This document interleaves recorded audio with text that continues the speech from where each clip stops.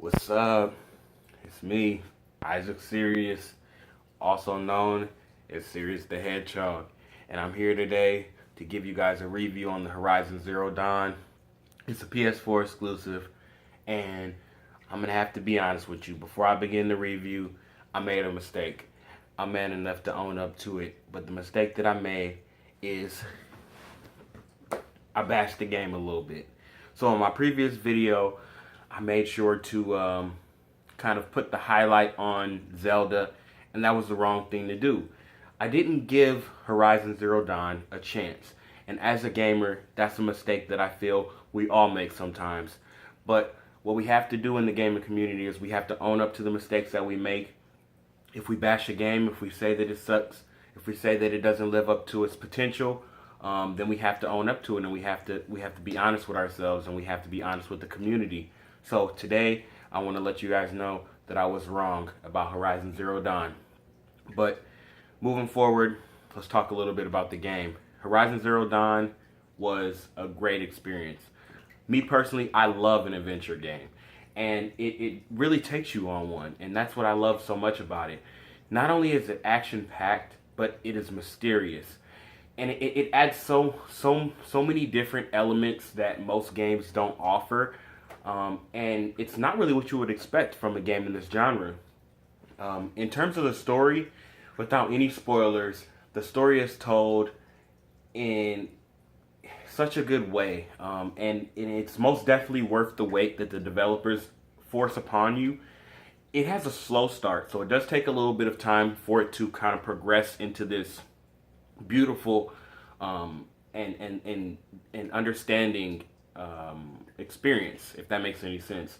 But once you complete the game, once you get through the tutorial specifically, the journey begins. And as soon as you are face to face with some of these games' largest and strongest machines, you really know that what the developers had in store for you was really, really worth it. Many of the battles will force you to flee, and you won't be able to fight them until you have the skills and the equipment necessary to take these monsters down. And these mechanical beasts, they have a number of different ways that they can attack you. So they can attack you with melee. They can also attack you, with projectiles. So they may shoot fireballs at you, or they may shoot other elemental attacks at you, such as ice, things like that. And one thing that I found that was really, really interesting is that the mechanical beasts in this game, are there's so many similarities to its living, breathing counterpart in our world that it almost kind of puts a smile to your face. And ultimately, it brings up this question of what happened here.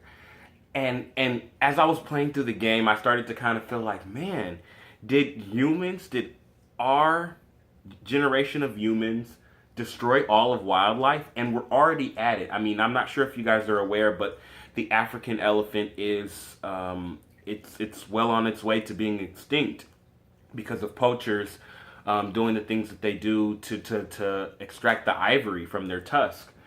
And it doesn't take a genius to realize that in this game they're extinct, but it really does bring up that question of what can we do as a human race to preserve wildlife, and that's something that I'm very passionate about. But back to the story. The character Aloy, however you pronounce it. I'm assuming it's pronounced Aloy because that's how everybody pronounces it in the game. But, you want to know what's going on with her, and you start the game as her child form, and you kind of are exploring this weird, unknown area that she ends up falling into. And it's just a lot of fun. It's very interesting. It kind of kept me on the edge of my seat throughout the whole game. And it's just, the dialogue in the game is something that I wanted to talk a little bit about. It gives you the information that you need, but it can be a little bit boring. That was a con for me. There were times where I found myself skipping through a good portion of the dialogue. But that's not to discredit what the developers achieved here, because they really did give you that voice acting that a lot of gamers want. And what voice acting is the characters actually talking, paying voice actors to talk, and having those recordings play with these characters' voices. The lip sync was a little bit off, but that's not something that you can really complain about, because when you go back to the older generations of games, lip syncing was really atrocious. So it's gotten a lot better, and hats off to the developers of Horizon Zero Dawn. One thing I do want to talk about is that when you are fighting these machines, that's where Horizon Zero Dawn truly shines. And I want to put an emphasis on that because, in the beginning of the game, the approach that I made in terms of killing these machines was literally just taking my bow and arrow, pulling back, and just shooting and just shooting and just shooting. And that's usually what we do in a lot of games that utilize guns. And it did not work. It wasn't, and maybe I wasn't really paying much attention to what they were teaching me in the tutorial, and that's a bad thing. Shame on me for not paying attention. But once I figured out, that you actually have to aim and shoot for the components, that's when it all started to make sense to me. So basically, all of these machines have components. They have various parts that can be shot off, collected at the end of the battle, and you can utilize them for either currency or for to create new ammunition. So you have fire arrows, whereas there's certain animals that have this component known as blaze. If you shoot off the blaze canister, you can actually pick it up after the battle, and you can use that to turn it into a fire arrow. It's really well thought out. It's cool because there's not many games that use the currency as ammunition. So the way that it works is that you're almost buying your ammunition on the fly. You're crafting it in the battlefield. You can do it mid-battle if you want, or you can do it prior to the battle. I find myself doing it during the battle so often because it works so well. And it's just a really, really interesting way of handling the currency. The currency are the metal shards, and the metal shards are actually a part of the monsters, the machines. It's a component that you can shoot off. Now, you will still be able to loot, which basically means to extract all of the other materials that are left. But you actually get more, and you're rewarded a lot more if you actually shoot off every component before killing that machine. Now, in terms of gameplay, I talked a little bit about it earlier, but the combat is a little bit difficult at first. It doesn't have as steep of a learning curve as some other games, but you really have to be aware of, where you're shooting, how to wield this bow and arrow. And it can be, like I said, a little bit of a challenge. But as you hone your skills, it becomes so rewarding to be able to just, feel like you're surviving in this world. And it's full of these dangerous machines. And by the end of the game, you really do feel strong. And you feel so capable. And your knowledge of these machines and how to take them down has been, expanded.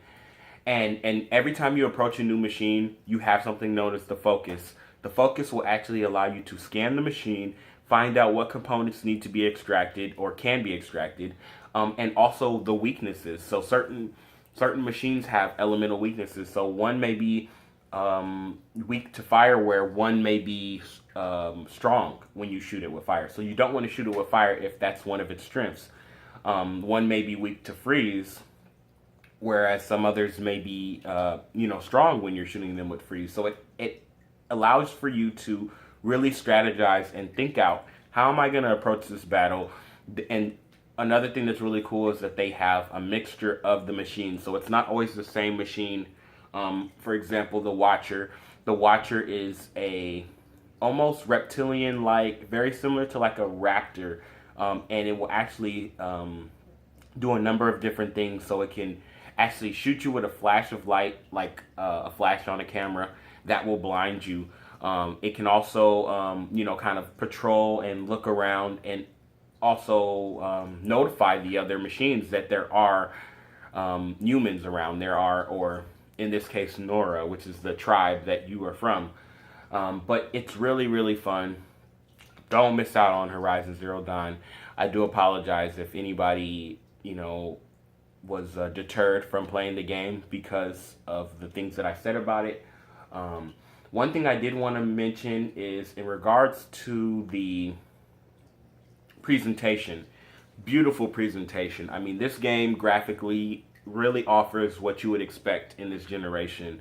The world, it looks so good. I wish I had a 4K HDR compatible television because HDR is a feature, high dynamic range is a feature that is available on this, and I would have loved to be able to play this game in HDR. And I'd even go as far to say that if I had an HDR 4K TV, I would review this game and play through it again. So I would go that far to be able to experience this with HDR enabled. Um, but in terms of the water, I did hear a little bit in some other reviews, and I read some reviews as well that the water really wasn't as you know fun to look at or interactive. And I do have to argue against that, to be completely honest. The water is actually not bad. It doesn't look like shitty, so, what can you expect? It's water.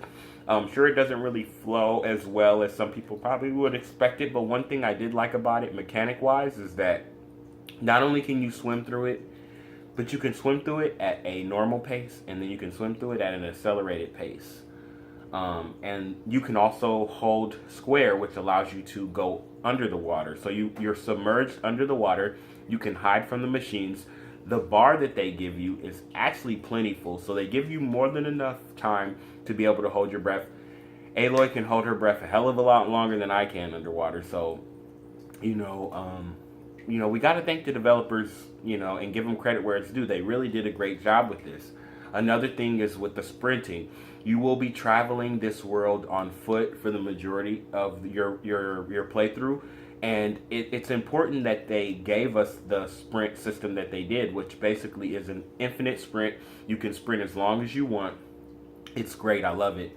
Another thing is about the mount. The mount was definitely not really needed. I wish that the mount had a little bit more acceleration to it, so it's a little bit slow.